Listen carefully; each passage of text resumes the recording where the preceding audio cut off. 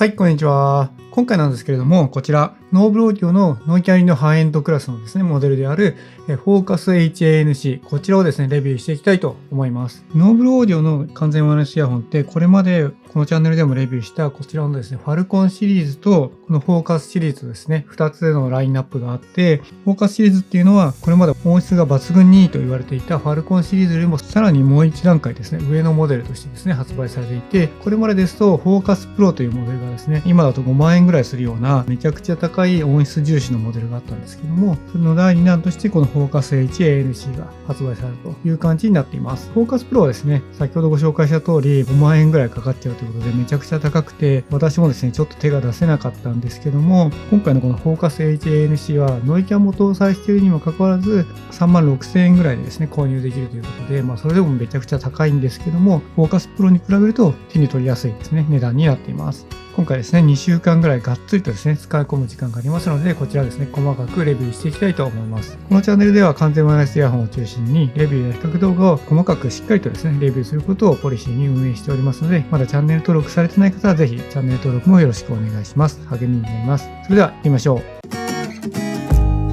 はい。ということで、ノーブルオーディオフォーカス HANC のスペックや価格についてご紹介していきたいと思います。モデル名に ANC とついているように、ノイキャンにはもちろん対応しています。外音取り込みにも対応ですね。で、ワイヤレス充電には未対応となっています。片耳のイヤホンのみでの使用も可能で、片耳で使用したときはモノラル再生になります。マルチポイント接続にも未対応。Bluetooth のバージョンは 5.2 ですね。対応コーデックなんですけども、SBC と AAC となっています。かなりですね、ハイエンドのモデルで、音質をですね、特に重視しているモデルなんですけども、対応コーデックとしては SBC と AAC だけとなってますね。ただ、後ほどですね、ご紹介しますけども、音質はめちゃくちゃいいので、コーデックがですね、AAC だからっていうのはですね、そこまで気にする必要はないのかなと思っています。ドライバーなんですけども、ノールズ製のバランスドアマチュアドライバー、ランドライバーって読むんですかね、RAN というものが使われています。さらに、10ミリのダイナミックドライバーのハイブリッド構成となっていまして、バランスドアマチュアドライバーはですね、これまでですと補聴器用のドライバーを流用することが多かったんですけども、今回ですね、ノールズ社と共同で音楽用に作り込んだということが謳われています。充電時間なんですけども、イヤホン本体が約2時間、充電ケースが約 1.5 から2時間となっています。バッテリー持続時間なんですけども、ノイキャンオン時がイヤホン本体で最大 8.5 時間、イヤホンケースと併用で最大 29.75 時間となっています。ノイキャンオフ時はイヤホン本体が最大13時間、イヤホンケース併用で最大45時間となっています。15分充電で最大70分再生可能な性能をしています。サイズなんですけども、記載の通りとなっていて、後でですね、他のイヤホンなんかとも比較しますけども、ケースなんかはかなり小ぶりになってますね。カラーなんですけども、今回ご紹介するパープルとブルーの2色展開となってます。パープルのイヤホンって最近結構発売されてるなって感じがするんですけども、ファッションなんかでもですね、今年のトレンドがパープルらしくてですね、そういうのもあるのかなと勝手に思ったりしていますね。重量なんですけども、ケースプラスイヤホンで 54.9g、イヤホン両耳で約 15g となっています。重量はケースとイヤホンを含めると全然重たくない重量なんですけども、イヤホン両耳ですと片耳 7.5g ぐらいということで、これはちょっと重ためかなという感じがします。イヤホン本体も結構大きめなんですよね。後で詳しく見ていきたいと思います。イヤホン防水規格は IPX5、充電ポートは USB-C です。その他としましては、専用アプリによるファームウェアのアップデートとかイクライザー設定なんかにも対応しています。パーソナライズされた音質にも対応していて、アプリ経由でですね、聴力テストみたいなことをして、それぞれの人に合った音質を作ってくれるという機能もあったりします。価格なんですけども、Amazon で現在 36,670 円ということで、BOSE のクワイエットコンフォートイヤーバズ2と同じぐらいの価格帯になっていて、完全ワイヤレスイヤホンの中ではかなりですね、高めなモデルとなっています。はい、ということで、ノーブルオーディオフォーカス HANC の外観を見ていきたいと思うんですけども、外観はこんな感じになっていて、今回ですね、パープルを購入したということで、こんな感じの紫になってますね。こんなに明るい色の紫ではなくて、ちょっと暗めな紫となっています。上部にノーブルと印刷されていまして、ノーブルの文字はそんなに目立たないような感じになってますね。正面に行きますと、こんな感じで4つのインジケーターがついていて、こちらからパッとですね、開けるという仕様になっています。裏に行きますと、リセットボタンと USB-C の充電ポートがついているという感じで、こんなですね、ケースになっていて、見た目ですね、そんなにかっこ悪いという感じじゃないんですけども、質感が結構ですね、プラスチック感があって、36,000円のイヤホンにしてはちょっとですね、チープ感があるかなという感じがしています。この蓋を開けるときもですね、マグネットでくっついているだけなんですけども、なんかちょっと引っかかりを感じるようなですね、そんな感じの開け心地になっていて、片手でもですね、一応開けれるんですけど、片手だとちょっと開けにづらいケースになってますね。他のイヤホンなんかとサイズを比べてみますと、ソニーの WF-10X Mark IV と大体同じぐらいのサイズ感になっていて、ケース自体はですね、結構小さいので、これはいいかなと思います。十分ですね、ポケットなんかにも入りますし、大きいイヤホンは嫌だという方にはいいんじゃないかなというサイズ感ですね。直近発売された BOSE の Quiet Comfort Earbuds 2と比べるとこんな感じのサイズ感になっていて、形はですね、全然違うんですけども、コンパクトさで言えば、フォーカス HANC のがコンパクトに見えるかなと思います。今年発売されたゼンハイザーのモーメンタムトゥルーワイヤレス3ですとこんな感じのサイズ感で、こう比べてもですね、こちらノーブルオーディオのが小さいですね。そうしましたら、ケースやイヤホン本体のマグネットの強さをチェックしていくんですけども、まずケースのマグネットですね。こちらはですね、十分なマグネットの強さがあるかなと思います。先ほどですね、若干開けづらいっていう感じはしたんですけども、マグネットが強力っていうのもあるかなと思いますね。イヤホン本体のマグネットの強さなんですが、イヤホン本体の方は強く振ると落ちちゃうかなっていう感じなので、イヤホンケースの蓋をですね、閉めておけばバッグの中とかに入れといても、バッグの中でイヤホンが散らばってしまうって心配はないと思いますけども、開けたまま雑に扱うと外れてしまうかもしれないなという感じです。で、ケース開けるとイヤホン本体はこんな感じに収まってまして、イヤホン本体はこんな感じになっていまして、このですね、タッチセンサー式なんですけども、こちらが本体色のですね、パープルとなっていて、こんな感じの色味になっています。こちらもですね、あんまり明るいパープルっていう感じじゃないので、もうめちゃくちゃ目立つっていう感じじゃないですね。正面にこちらですね、ノーブルオーディオのロゴがついていて、その下にインジケーターがついています。サイドに行きますと、こちら側ですね、耳につけると斜め上から前の方に来る面に、こちらにですね、ノーブルと書かれていて、こちらはですね、ソニーの WF-10X Mark IV みたいですね。ソニーの方もサイドにこんな感じでソニーとですね、印字があったりするので、こちらをちょっと意識して作ってるのかなって感じはしますね。裏面に行きますと、こんな感じになっていて、LR の表記があって、でこちらにですね、黒いボッチがあって、これ最初脱着センサーかなと思ったんですけども、このイヤホン脱着センサーはついてないみたいで、ちょっとこれが何なのかよくわからないんですが、耳からですね、イヤホン外したりとか、イヤホンつけたりなんかしても、音楽の自動再生とか一時停止にはならなかったです。アプリの方を見てもですね、その辺の設定っていうのはなかったので、これがですね、何なのかっていうのは結局わからずじまいでしたね。イヤーピースを外してみるとこんな感じになっていて、ノズル先端の直径は約 6mm ぐらいありまして、ちょっと太めなので、サードパティ製のイヤーピースも付けられますけども、軸の部分がですね、6mm 以上大きく開くイヤーピースじゃないと付けれないかなという形になっています。イヤーピースは普通のですね、シリコンのイヤーピースって感じで、そんなにですね、こだわりがあるようなイヤーピースにはなってないですね。他のイヤホンとサイズ感を比べていきますが、ソニーの WF-10X Mark IV と比べるとこれぐらいのサイズ感ですね。横幅はソニーの方が丸々していて大きい感じはしますけども、厚みなんかですとこんな感じで、ノーブルオーディオのがちょっと分厚めかなっていう感じもします。形状がですね、ちょっと特殊なので、比べづらい部分があるんですけども、こんな感じのサイズ感ですね。BOSE の Quiet Comfort Earbuds 2と比べるとこんな感じのサイズ感になっています。こちらもですね、厚みがやっぱりノーブルオーディオは分厚いので、こんな感じに見えますかね。正面から見ると BOSE はこのスティックというか、ここの部分がちょっと飛び出ているので、この部分がですね、ちょっと大きく見えるかもしれないですね。デザイン的にはどうですかね。BOSE の方がかっこいいのかなって感じもしますけども、皆さんはいかがでしょうか。ゼンハイザーのモーメンタムトゥルーワイヤレス3と比べるとこんな感じのサイズ感になっています。モーメンタムトゥルーワイヤレス3はかなりですね、小ぶりになったので、こんな感じですね。ゼンハイザーのはだいぶ小さく見えるかなと思うんですけども、こんな感じのサイズ感になっていて、フォーカス HANC は結構大きめなイヤホンになってるかなと思います。耳に装着してみてもですね、結構大きいなって感じはしますね。このイヤホン本体も質感としましてはですね、もうかなりプラスチック感があって、高級イヤホンって感じの質感ではないですね。持った感じとかも、所有欲が満たされてめちゃくちゃかっこいいというか、めちゃくちゃ高級感があるなっていう感じはしないです。はい、続きまして付属品についてなんですけども、付属品はですね、こんな感じになっていまして、まずクイックスタートガイドがですね、日本語のものと英語のものが1枚ずつ入っていて、中身は一緒ですね。簡単なペアリング方法とか使い方なんかが少しですね、書かれているという感じです。本格的なマニュアルはノーブルオーディオのですね、ウェブサイトの方からダウンロードすることができますので、必要な方はそちらから見ていただければと思います。そしてこちらにポーチが入っています。ベロア調のですね、手触りのいいポーチですね。スマホの画面なんかも拭けそうなぐらい肌触りがいいポーチになっています。もちろんこちらにですね、ケースをこんな感じで入れることができますので、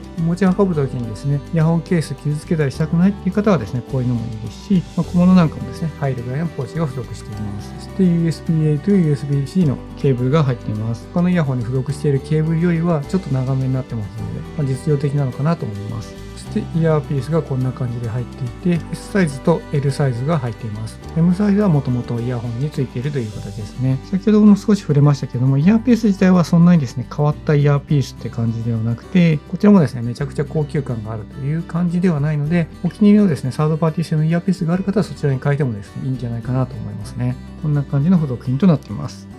はい、続きまして装着感についてなんですけども、フォーカス HANC はイヤホン本体が先ほどですねお見せした通り結構大きいんですけども、装着感は全然悪くなかったですね。つけていて大きいものが耳にあるなって感じはするんですけども、こんなですね大きい形をしておきながら耳のどっかに当たって痛いとか耳から外したくなるっていう感じでもなかったですし、頭を振ったりなんかしても外れる感じはなかったので、運動も十分できるかなと思います。イヤホンを装着したところを写真で見てみるとこんな感じに見えますね。やっぱり大きい分耳をですね大きく塞いじゃってる感じはするんですけども、意外とこの辺のですね下の方とかこの上の方なんかも圧迫されずにですね、私の右耳って成人男性にしては若干小さめではあるんですけども、十分つけられる装着感になっていて耳が痛いなんてことはありませんでした。でこの色がですね、今回ノーブルオーディオにしては珍しくパープルが出てたのでパープルを買ってみたんですけども、これを見ると結構ですね綺麗な感じで見えてますが、実際ですね鏡なんかで見てみると暗めなですねパープルになっているので、主張しすぎるって感じもなかったですね。どちらかといえばちょっと暗めなパープルになっています。もしせっかく高いイヤホンをつけてるから主張させてですね歩きたいっていう方ですと、ブルーのが目立つんじゃないかなという感じはしましたね。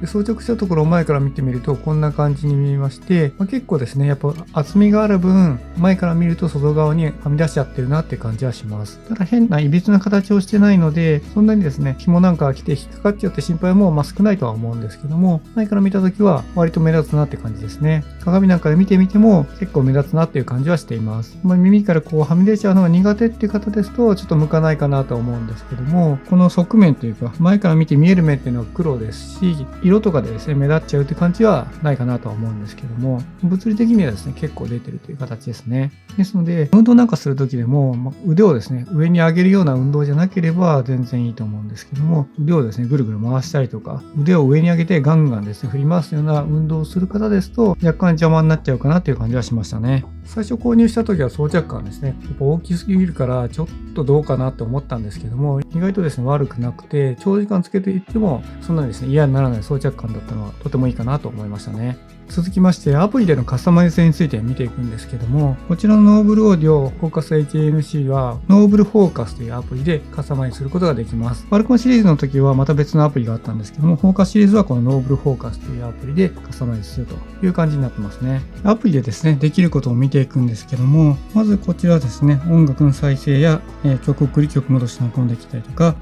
こちらですねノイキャンのモードを切り替えることができます。ノイキャンモードっていうのはフォーカス HANC はこの4つありまして、ノイキャン、それから外音取り込みですね、風気音低減のモード、それからノイキャンオフのこの4つのモードがありまして、この4つをアプリでも切り替えることができます。で、左右のイヤホンのバッテリー残量もわかりますね。で、こちらですねカスタマイズするとありますけども、こちらを押すとこんな感じのですねイコライザー設定パーソナルモードっていうのがありますが、聴力検査みたいなことをして皆さんに合ったイコライザーをですね自動で調整してくれるという機能があります。試しにですねちょっとやってみますけども、今これですねイヤホンから音が鳴っている状態で、この周波数でこの音量の時、何回ですね音が鳴ったかっていうのを1回2回3回っていうのを選んでいくという感じです。聞こえなかったら聞こえないと押すっていう感じですね。で選ぶと次の、テストに行ってどんどんこれを選択していくのを周波数の低いものから高い方まで一通りやると自動ですねイコライザーが作られるということで、私の場合はですねこんな感じになりましたね。低音域と高音域をぐっと持ち上げていて、その他は低いと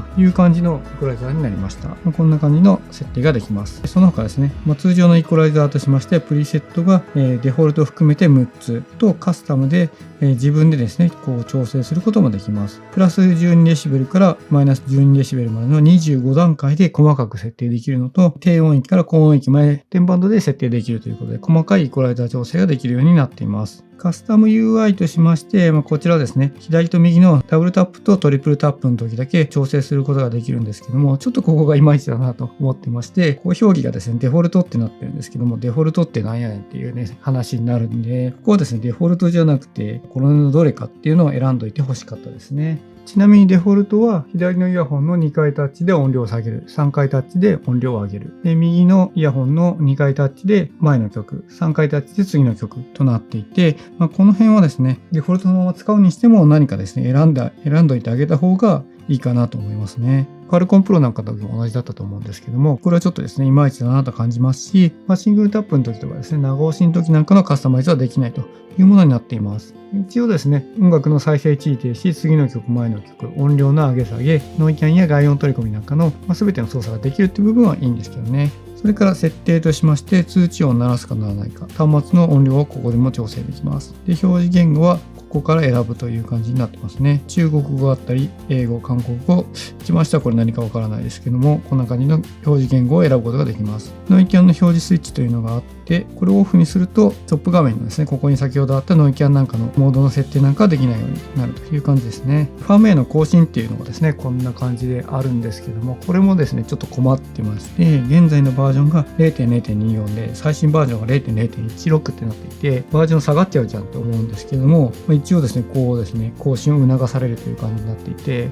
やっていいのか悪いのかよくわからないので、今やってないんですけども、こんな感じになってます。新バージョンの内容ってですね、ここにも何か出そうですけど、ここも書いてないっていうのがあって、こういうのもですね、不親切だなっていうのはありますね。ノーブルオーディオはですね、こういうのがですね、前のファルコンシリーズなんかでもあって、ちょっといまいちだなっていう話をですね、したと思うんですけども、この辺ですね、ちょっとユーザーエクスペリエンスが悪い部分ではありますね。で、デバイスとの接続解除があるという感じで、アプリはこんな感じでできることっていうのはめちゃくちゃ多くはないんですけども、こんな感じになってます。さっきからですね、カスタム UI の部分とか、ファームウェア更新の部分なんかちょっとディスっちゃうようなですね、言い方しましたけども、ファルコンシリーズに比べていい部分っていうのがちょっとあって、アプリとイヤホンを接続するときとかの接続なんかも結構スムーズになりましたし、いろいろですね、イコライザーのこの辺のですね、設定なんかもファルコンシリーズのアプリの時っていまいちだったんですけども、この辺もですね、スムーズにできるようになって、そういう部分のアプリの動きなんかっていうのはかなりですね、改善されているなと思っていて、そこはですね、良くなった部分ではあるかなと思います。ですので、完全にですね、全然ダメってわけではなくて、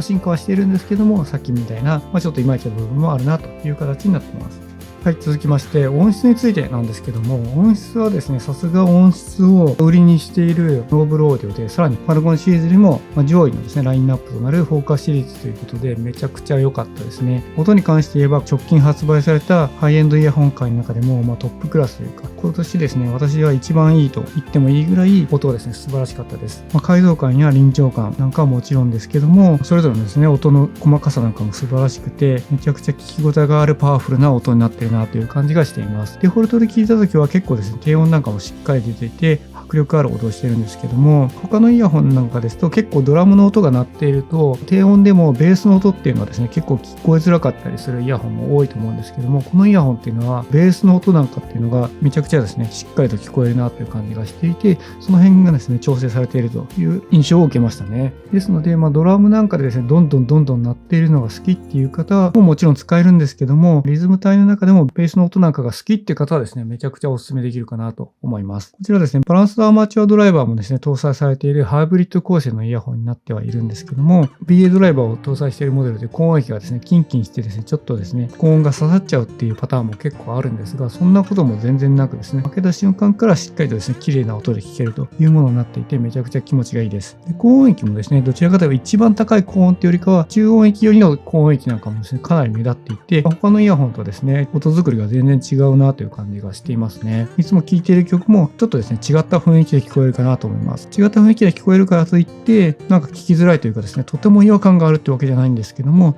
よりですね、臨場感だとかいろんなですね楽器の音なんかも楽しめるなという感じになっています。で中音域のボーカルの音なんかですと、どちらかといえば低音域とか高音域の楽器の音なんかがよりですねはっきりと聞こえて、ボーカル重視のイヤホンに比べると若干ですね弾いたようなイメージに聞こえはするんですけども、ボーカルの息遣いのようなものまでしっかりとですね、聞こえてくるような音になっていて、かなり気持ちがいいです。音場はめちゃくちゃ広いっていうわけではないんですけども、頭のですね、ちょっと周りでふわっとですね、音が広がるような感じに聞こえますね。定位感っていうのはめちゃくちゃいいので、その辺もですね、音楽をとても楽しめる音になってるかなと思いました。今だと5万円ぐらいするですね、フォーカスプロに比べると、やっぱりノイキャン積んでいて、価格もですね、1万円以上安いモデルになってますんで、フォーカスプロにはさすがにですね、勝てないというか、一聴してフォーカスプロの方がいいなっていうのはやっぱりあるんですけども、同じですね、3万円台の今のですね、イヤホンの中では抜群に音質がいいと思っているので、音楽聴きたいんだったらこれだなっていう感じはしていますね。ただ音楽をですね、しっかり楽しみたいっていう方にはですね、もうめちゃくちゃおすすめできるイヤホンになってるんですけども、細かい音っていうのがめちゃくちゃ聞こえてくるので、リモートワークとかですね、カフェで作業したい時なんかっていうのも、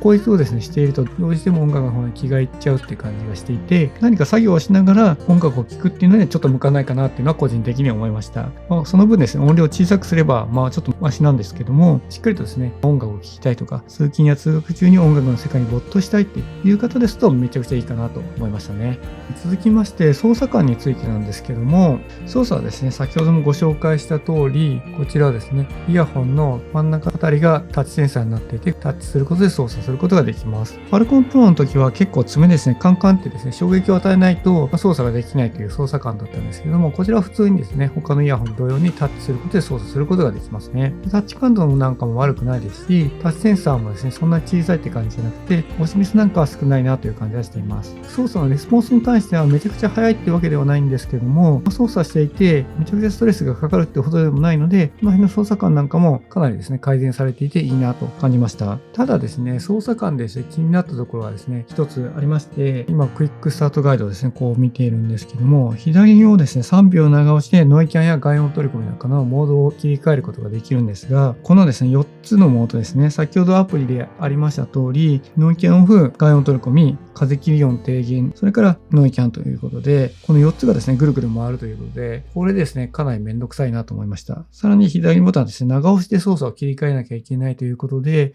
例えばノイキャンから外音取り込みに行こうとしたときは、3秒押してノイキャンオフ、3秒押して外音取り込みということですね。早くても6秒以上は外音取り込みにするまでかかってしまうということで、これはちょっとですね、めんどくさかったですね。何かですね、話しかけられた時とか、アナウンスがなんか聞こえてるから外音取り込みにしたいっていう時に、すぐですね、外音取り込みに移行できませんし、外音取り込みからノイキャンする時もまた6秒以上かかるということで、これがですね、めちゃくちゃめんどくさいなと思いました。先ほどアプリで見ていただいた通り、このですね、ノイキャンオフとか風切りの低減を外して、外音取り込みとノイキャンだけですね、ループするっていうこともですね、できないですし、これはですね、かなり不満が残る部分ではあるかなと思いましたね。ですので、普段ですね、使うんだったら、長時間ですね、外音取り込みにしたいとか、そういうことがない限りは、もうノイキャンで聞いておいて、耳からですね、外して会話するとか、そういう感じの使い方になるんじゃないかなと思いまして、あんまりですね、実用的なモード切り替えじゃないなっていうのが正直あります。その部分を除けばですね、かなり Falcon Pro なんかに比べると改善されていて、この辺はですね、良かったかなと思うんですけどね。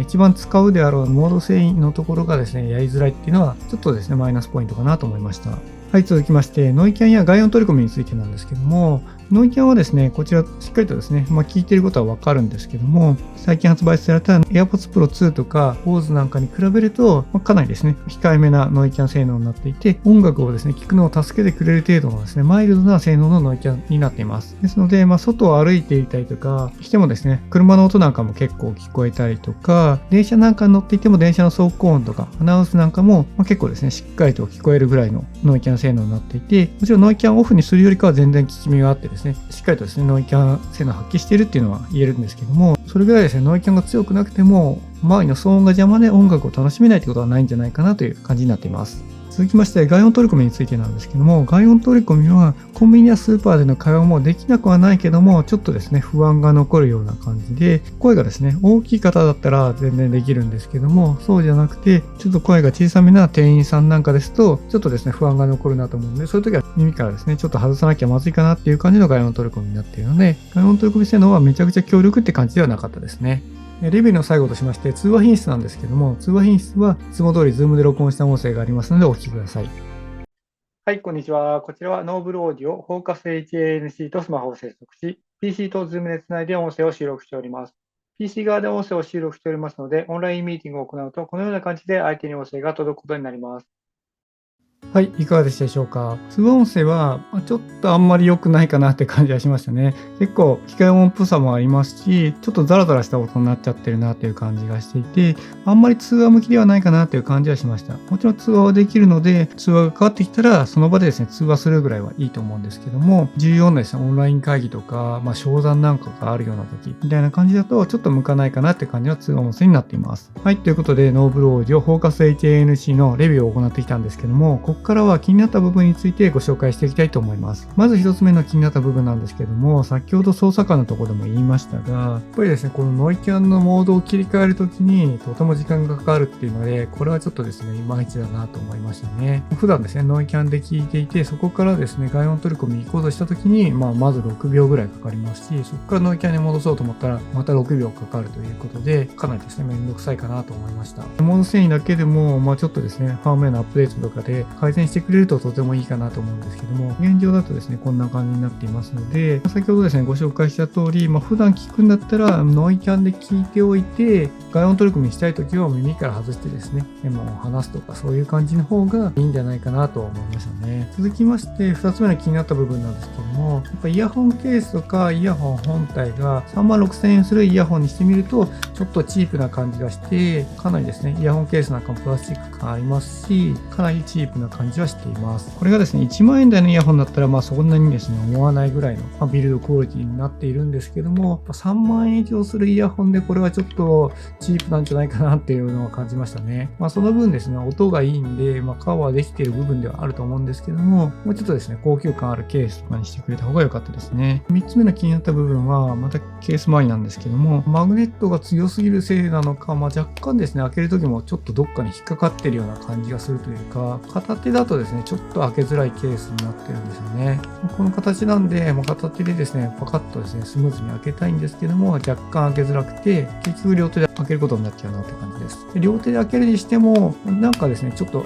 他のイヤホンに比べると開けづらいんですよね。ここも残念でしたね。で、最後のですね、気になった点なんですけども、BOSEの時も言いましたけども、こちらもですね、36,000円ぐらいするハイエンドイヤホンで、めちゃくちゃですね、高級なモデルなんですけども、機能的にはですね、若干少ないなという感じがしています。ワイヤレス充電もないですし、マルチポイントもないですし、脱着センサーによる音楽の自動再生とか一時停止なんかもできませんし、アプリでのカスタマイズ性もですね、そんなに高くないということで、この辺はですね、ちょっと残念だったかなと思います。もともとですね、この辺の機能をつける気はないんでしょうから、その辺をですね、指摘するのはちょっと野暮ってもんではあるかなと思うんですけども、ちょっとですね、気になった部分としてご紹介させていただきました。はい。ということで、ノーブルオーディオのフォーカス HANC についてレビューしてきました。これのですね、さらに高いモデルのですね、フォーカスプロなんかに比べると音質っていうのはですね、解像感とかですね、落ちてはしまうんですけども、あちらはノイキャンが入っていないということで、ノイキャンも欲しくて、音質もですね、良いモデルが欲しいなっていう方にはとてもいいかなと思います。気になった部分はですね、ありますけども、音質がとにかく高くてノイキャンがついているモデルが欲しいという方であれば、めちゃくちゃですね、おすすめのイヤホンになっていますので、一度ですね、チェックしていただけるといいかなと思います。最近発売したハイエンドクラスのイヤホンの中でも、音質だったらピカイチだなと個人的には思っていますので、音質重視の方は概要欄にリンクを貼っておきますのでチェックしてみてください。はい、ということで今回もですね、長くなっちゃったんですけど、今回の動画はここまでとなります。この動画が良かったなと思ったら、グッドボタンやチャンネル登録もぜひよろしくお願いします。このチャンネルでは、完全ワイヤレスイヤホンのレビューや比較動画を中心にアップしていますので、気になる方はぜひチャンネル登録もよろしくお願いします。それではまた次回お会いしましょう。バイバイ。